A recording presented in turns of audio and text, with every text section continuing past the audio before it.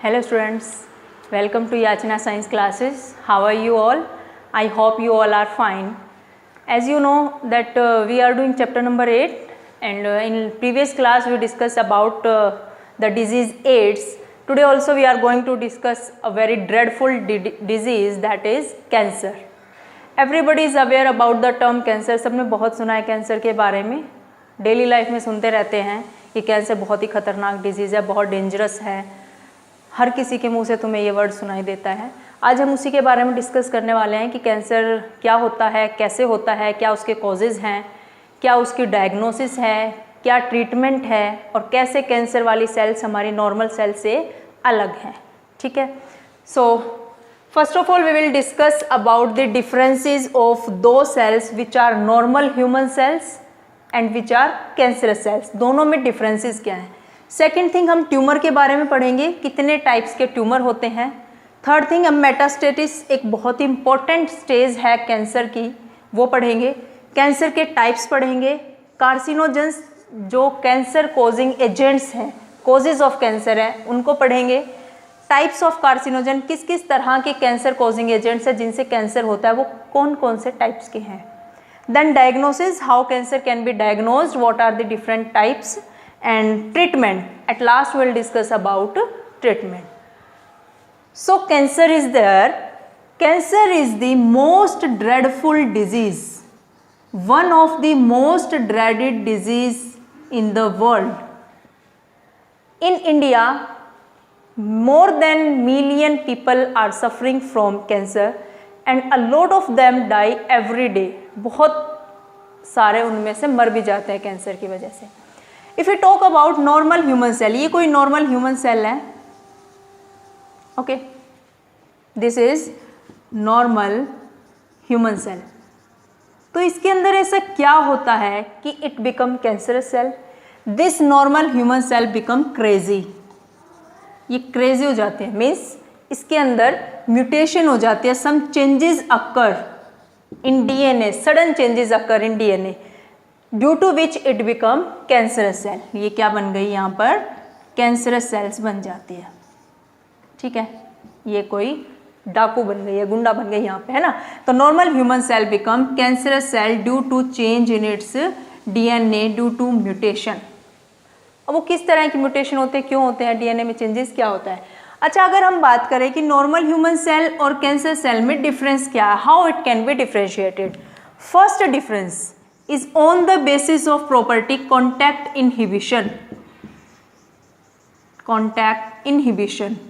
Two property we will discuss on the basis of which we will describe the difference between normal human cell and cancerous cell.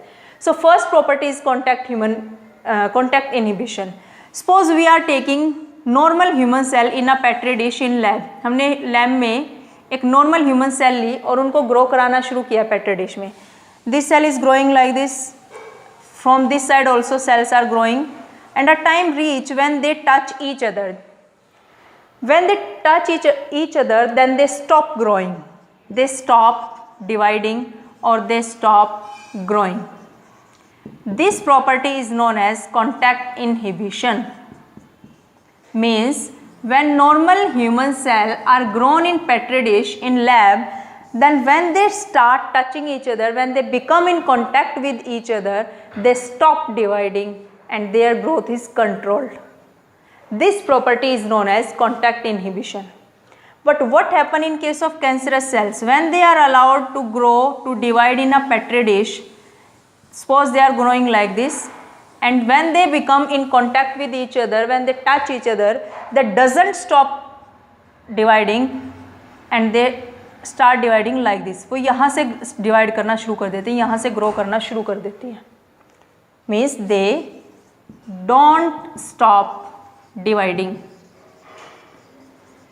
They don't stop dividing and they show uncontrolled growth, they show uncontrolled growth. Okay, it means they lack the property of contact inhibition, उनके पास ये property नहीं होती है, and they make a tumour, और you can say tumour cell और you can say neoplastic cells, neoplastic cells. So this is the basic difference between normal human cell and cancerous cell. Now we will discuss about the types of tumor, कि tumor किस किस type के होते हैं. Are all tumor harmful or not? Let's see. Tumors are basically of two types. Tumor are of two types. First one is benign tumor. Second is malignant tumor. Okay. Now benign tumor is that tumor which confined to its original location, which remain at its original location, जो अपनी original location पर रहता है, वहाँ से हिलता नहीं है.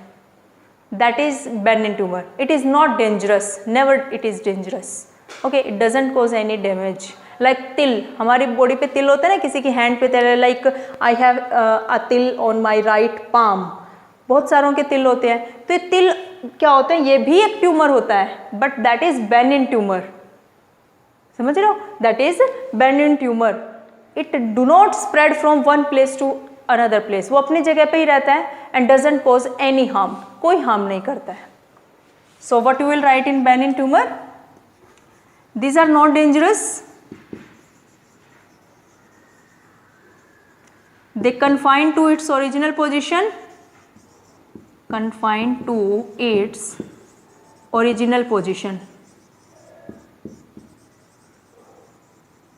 Okay. Not spread,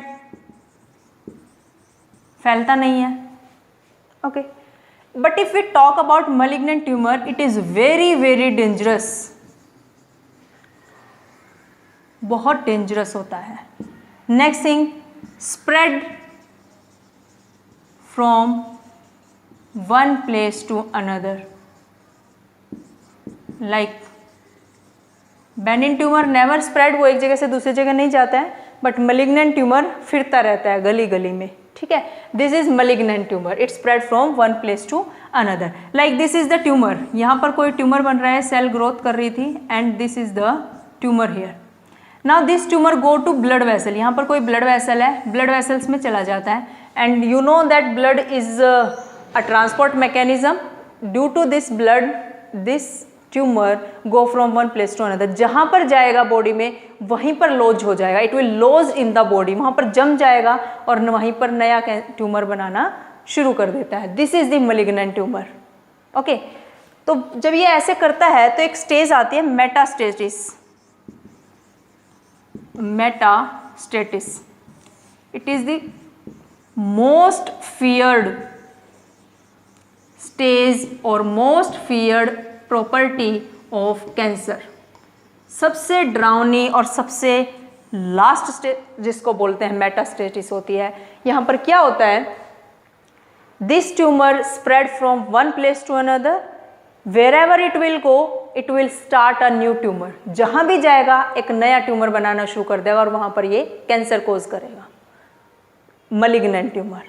This is metastatic stage. In 1 mark generally this question is asked. Is it clear?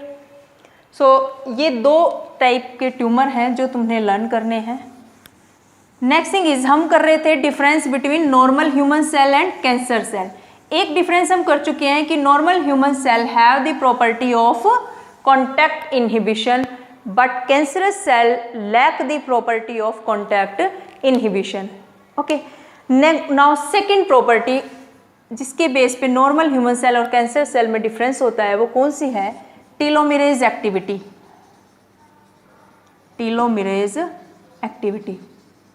टीलोमेरेज is an enzyme. See, ये नॉर्मल ह्यूमन सेल है. This is normal human cell. Chromosome is there, ये इसका telomere होता है. ठीक है. अच्छा, जब भी कोई नॉर्मल ह्यूमन सेल डिवाइड कर रही होती है, इसने 2 सेल बनानी है, क्रोमोसोम का बिल्कुल एंड वाला पार्ट कट जाता है और क्रोमोसोम का साइज छोटा हो जाता है. Means when cell divide then the chromosome will become short after each cell division. हर एक सेल डिवीजन के बाद क्रोमोसोम का साइज थोड़ा छोटा होना शुरू हो जाता है. क्यों? क्योंकि जो ये कॉर्नर्स हैं वहाँ से टीलोमेरेज, एक तरह से यूँ कह लो कि टीलोमेरिक जो एंड है वहाँ से वो कट होना शुरू हो जाता है, ब्रेक होना शुरू हो जाता है, जिससे क्रोमोसोम का नंबर साइज छोटा होता चला जाता है। और ह्यूमन जो सेल है, नॉर्मल ह्यूमन सेल है, ये कैसी होती है, इनकी सेल लाइन कैसी होती है, mortal cell line. Mortal cell line means after some cell division, after some cycle of cell division, like 10 cycle हो गए, 20 साइकिल हो गए, उस सेल डिवीजन के बाद ये सेल मर जाते हैं, दे बिकम डाइड। हमेशा डिवाइड नहीं करती रहती हैं, they become died after some cell cycle. Okay, इसीलिए इसको मोर्टल सेल लाइन बोलते हैं। Clear? But what happen in case of cancerous cell? Chromosome is there, here telomerase enzyme works. Telomerase नाम से ऐसा लग रहा है कि टेलोमेरेज को डाइजेस्ट करने वाला होगा, but it is not there. It protect telomerase part, ये इस टेलोमेरेज पार्ट को कट नहीं होने देता है, और हर एक सेल के अंदर क्रोमोसोम का जो साइज है वो सेम रहता है in case of cancerous cell.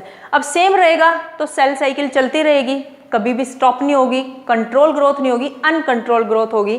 तो यहाँ पर जो सेल लाइन होगी वो कैसी होगी, immortal cell line, immortal cell line in case of cancerous cell. So this is the second difference between normal human cell and cancerous cell, that normal human cell have mortal cell line but cancerous cell have immortal cell line. इन cells को जो हमेशा ऐसे growth करती रहती हैं, uncontrol growth करती रहती हैं, स्टॉप नहीं करती हैं, इन सेल्स को हम एक और सेल बोलते हैं, हिला sales. Now what is this? One lady was there whose name was Henrietta. Senorita नाम तो सुना होगा, है ना? तो वही Henrietta Lacks, she was a lady, इसी के फर्स्ट 2 लेटर्स लेके हेला सेल्स बनाई है। इस लेडी की डेथ हो गई थी कैंसर की वजह से, एंड साइंटिस्ट ने जब इनकी सेल को लैब में ग्रो करा के देखा तो what they saw that her cells were not stopping growing, वो ग्रोथ उनकी होती जा रही थी, अनकंट्रोल ग्रोथ, वो कभी भी मर नहीं रही थी, सेल डिवाइड करती जा रही, डिवाइड करती रही, ग्रोथ करती रही, but they never become died. तो इन सेल्स को बोला गया हेला सेल्स। क्लियर? सो ये 2 प्रॉपर्टी हैं जिनके बेस पे हम नॉर्मल ह्यूमन सेल्स को और कैंसरस सेल्स को डिफरेंशिएट कर सकते हैं। First property is contact inhibition and second property is telomerase activity. Okay, so now we will do types of cancer. कितने टाइप का होता है कैंसर? वैसे तो बेसिकली बहुत सारे टाइप्स होते हैं, but mainly we will do 3 types according to our NCERT. First type is carcinoma, second is sarcoma, and last is leukaemia. Okay, carcinoma, it is the cancer of epithelial tissue, cancer of epithelial tissue. Now you see, कोई भी doctor ये नहीं बोलेगा कि अरे आपको तो epithelial tissue का कैंसर है, वो पर्टिकुलर नाम बताते हैं ना, जी आपको लंग कैंसर है, आपको ब्रेस्ट कैंसर है, आपको स्टमक कैंसर है, पेंक्रियाटिक कैंसर है, मीन्स वहाँ पर जो एपिथेलियल टिश्यू है उसके अंदर कैंसर हुआ है उस पर्टिकुलर ऑर्गन में, इसलिए वो ऑर्गन का नाम बताते हैं। तो यहाँ पर एग्जाम्पल किसका आएगा? Lung cancer, this is a type of carcinoma. Breast cancer, third one is like pancreatic cancer, next is stomach cancer. Okay, 85% out of 100, 85% अकेले कार्सिनोमा होते हैं। ठीक है। Second is sarcoma, it is the cancer of those tissue which derived from mesoderm, which derived from mesoderm, उन tissues का cancer जो mesoderm से derive हुए हैं उसको सार्कोमा बोलते हैं। कौन कौन? Like bone cancer, muscle cancer, these are example of sarcoma. Clear? Third type is leukaemia. Leukemia is blood cancer. Most dangerous, it is blood cancer. इसमें क्या होता है कि जो ब्लड की सेल्स होते हैं their number increase, blood cells number increase, blood cell IWBC हैं, RBC, इनका नंबर बढ़ जाता है। This is blood cancer. Okay, so 3 type of cancer: carcinoma, which is the cancer of epithelial tissue; sarcoma, which is the cancer of those tissue which derive from mesoderm; and third type is leukemia. Clear?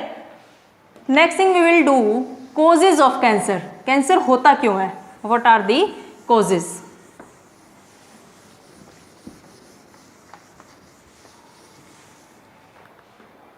So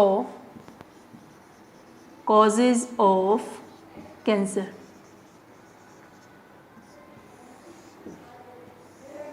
See, one term is there, carcinogen. Carcinogen. These are cancer causing agents. जो cancer cause करते हैं उनको carcinogen बोलते हैं। Cancer causing agents are known as carcinogens. ठीक है, क्या होता है? This is normal human cell, ये नॉर्मल ह्यूमन सेल है। You can write here normal human cell. They have some genes which are known as proto-oncogenes. Proto-oncogenes. Whenever these genes comes in contact of carcinogen, जब भी कोई carcinogen के contact में आती हैं, then they become active. वो क्या हो जाती हैं? एक्टिव हो जाते हैं और कैंसर कोज करती हैं। And they make oncogene from proto-oncogene. Oncogenes.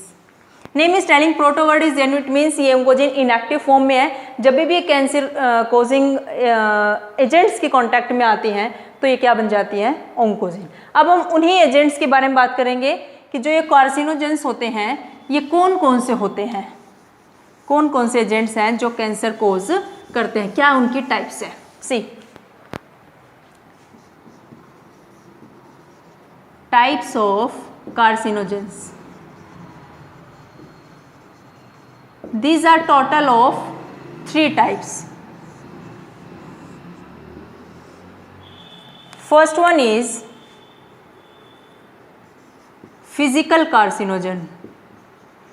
Second one is chemical carcinogen. And third one is biological carcinogen. Physical, chemical and biological carcinogen. Total 3 type of cancer causing agents are there.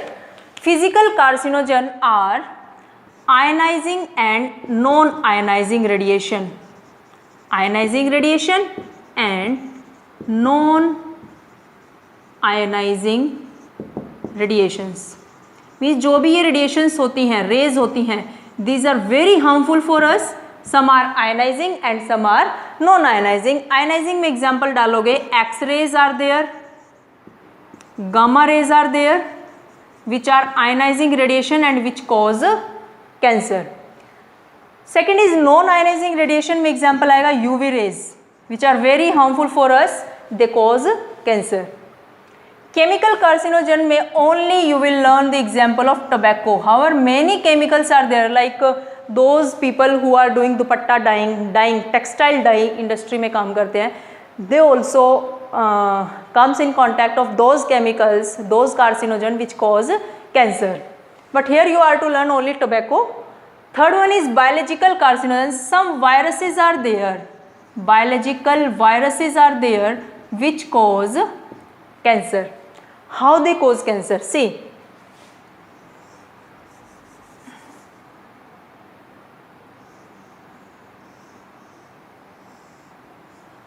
suppose this is a virus, okay, and it is very happy, it is having oncogenes, viral oncogenes, viral oncogenes. Whenever it will attack any human cell, ये human cell है, ये human cell को attack करेगा, then it will transfer its viral oncogene in human and this will cause cancer. ये अपनी oncogene को human में डाल देगा, it will become a cancer. ठीक है.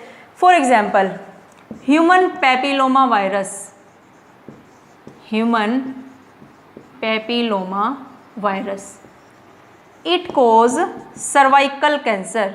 ये फीमेल्स के अंदर सर्वाइकल कैंसर कोज करता है. And do you remember whenever we were doing STDs, sexually transmitted disease, we learnt about a disease genital warts which is also caused by human papilloma virus in females. Is it clear? So these are three types of carcinogen: physical carcinogen, chemical carcinogen and biological carcinogen. Clear? Next thing is we will discuss about diagnosis of cancer. How cancer can be diagnosed? कैसे पता लगाया जाए कि cancer है? Diagnosis. Total 4 methods are there to diagnose cancer. First one is biopsy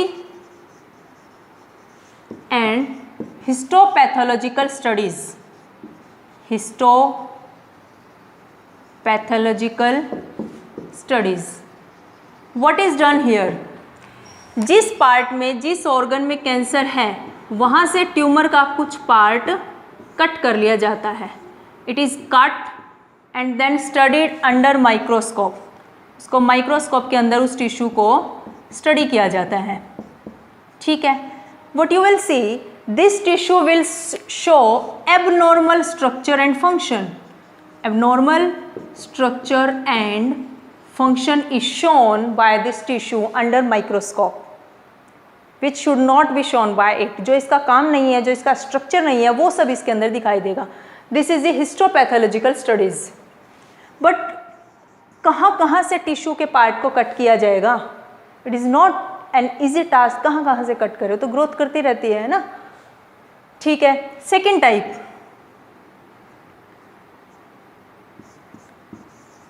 x ray. और X-ray या इसका जो है second name, one more name is given to it, let me tell you, that is radiography. This is radiography, you right.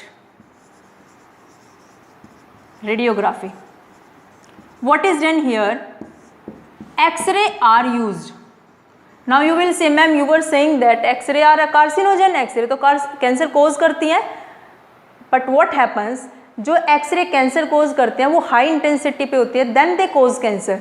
But here low intensity x-ray will be used. Low intensity x-ray are used to detect that cancer is there or not. Low intensity x-ray is used. It will show 2D image. ठीक है. Third type is CT scan. CT scan. CT full form is computed tomography. Computed tomography. Here also X-rays are used, but to find out 3D image of cancer cells. 3D image of cancer cells. But है तो harmful ही दोनों चीज़ें body के लिए. X-rays are cancer causing agents. Last one is MRI, which is the most safest diagnostic tool. This is magnetic resonance imaging. Magnetic resonance imaging. It does not include any type of radiation. It use magnetic field. ये क्या use करता है? Magnetic field ये technique use करती है. And this is the safest technique. This question was asked in NEET exam in 2017 or 2018, that out of these 4 techniques, which diagnostic tool is most safest for detection of cancer? That is MRI, magnetic resonance imaging. So these are 4 techniques, 4 tools to diagnose the cancer. Remember them properly. Last topic for today is treatment of cancer. How cancer is treated.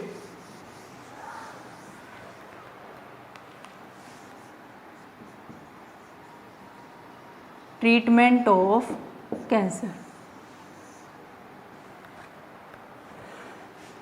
First is surgery. Second is chemotherapy. Third type of treatment is radiotherapy या radiation therapy.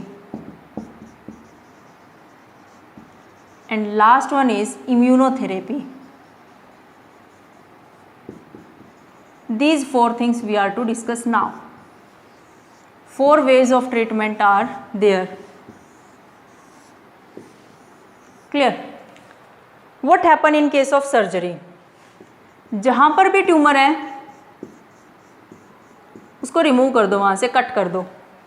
But कौन कौन से part को cut किया जाएगा? जो cancer पूरी body में फैल जाता है, किस किस पार्ट को कट किया जाए?